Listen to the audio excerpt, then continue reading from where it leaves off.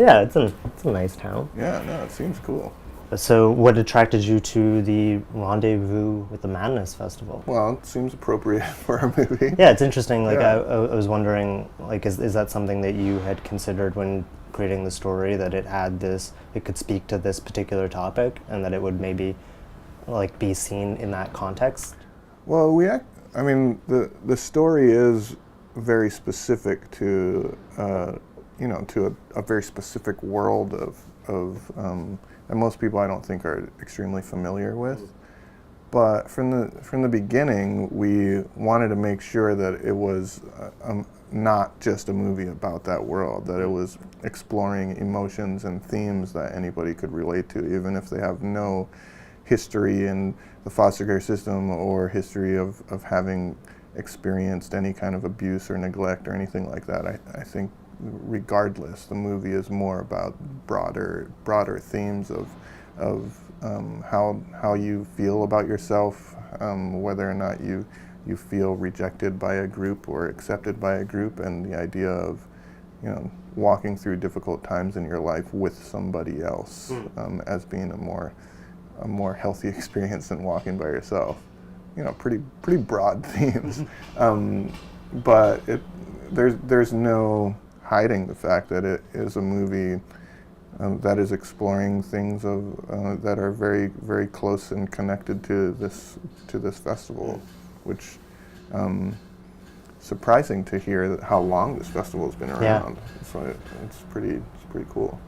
I imagine when you're writing it, you're aware to some degree of walking a tightrope between, not making it exaggerated, making it relatable, but also communicating a certain type of personality to people that maybe haven't experienced that in their life. Mm-hmm. Yeah, what helps is that when the movie is loosely inspired by my experience working at a place like this, and when I started, I had no clue what any of these things were. I had no idea that youth in our country were going through as extreme situations as these youth that I was introduced to, and everything was just a shock to me when I started working there. So I think that that was an easy way for me to translate a movie about it that incorporated some of those things that helped me to understand what this world was really about. And so I found, so far we found that it's a movie that anybody can learn to relate to over the course of the hour and a half of watching it.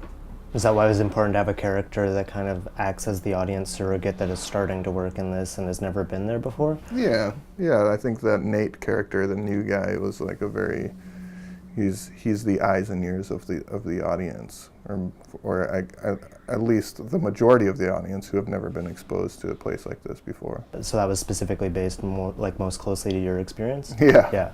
I think all the characters represent different stages of my life. And when I first started working there, I was a complete fish out of water.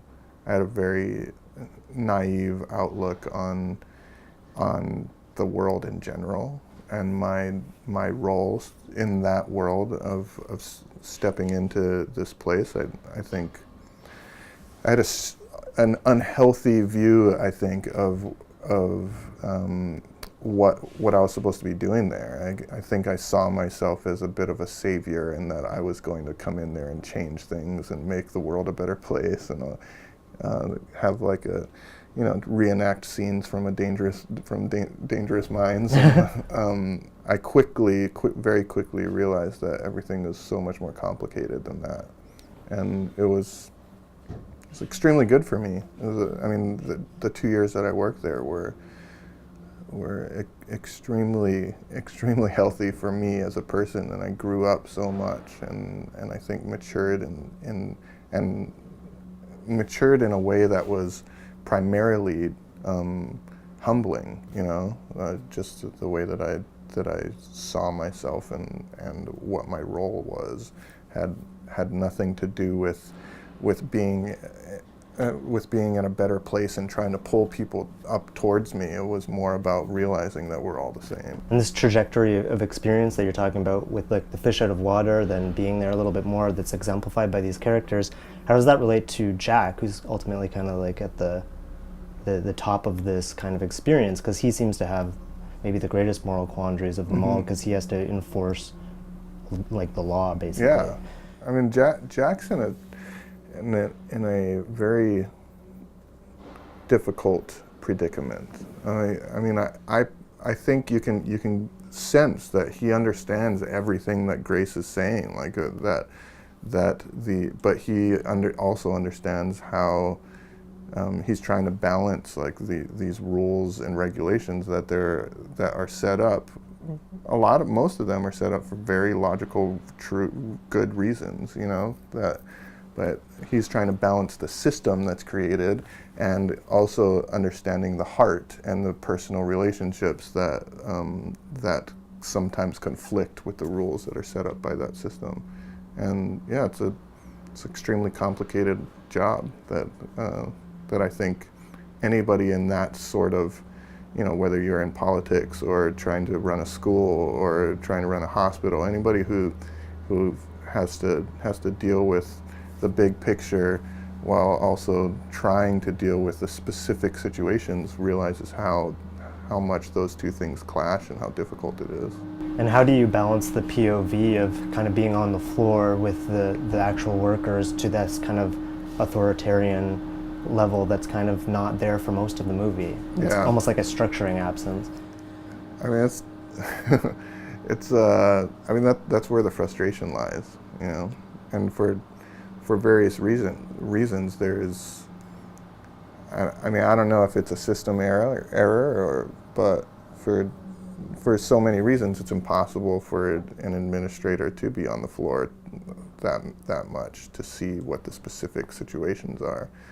And it's just, when I was working there, it was that's one of the frustrations, is that the people who are making the decisions, the broad decisions, aren't experiencing the day-to-day, which if they did, it would probably just be even more frustrating for them, because they have so many things that they're trying to juggle. It kind of becomes an impossible task. But this movie is touching on a lot of these things that make it really difficult, the things that are challenges for this system that is created. But I think at the heart of it, and it's so easy for me or anybody to just get overwhelmed by that kind of stuff and see it as just a horrible, depressing situation. But I think repeatedly what I've heard from people, when there is a child whose life has legitimately been changed, who has overcome, who has been at the lowest point when they're 15 and ready to end everything, and I meet them they're 25 and they have a good job that they're inspired by, and they are loving their life and being able to give back to kids that were where they were as a teenager. It's not because the system worked, it's because one person came into their life, probably through that system, but one person came into their life and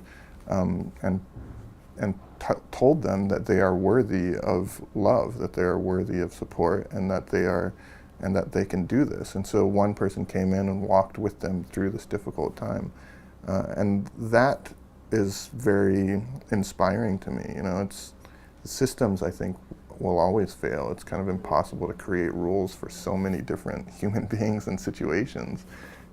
It's all the right rule for one person is always going to fail for someone else. But I think that idea of one person walking with somebody else is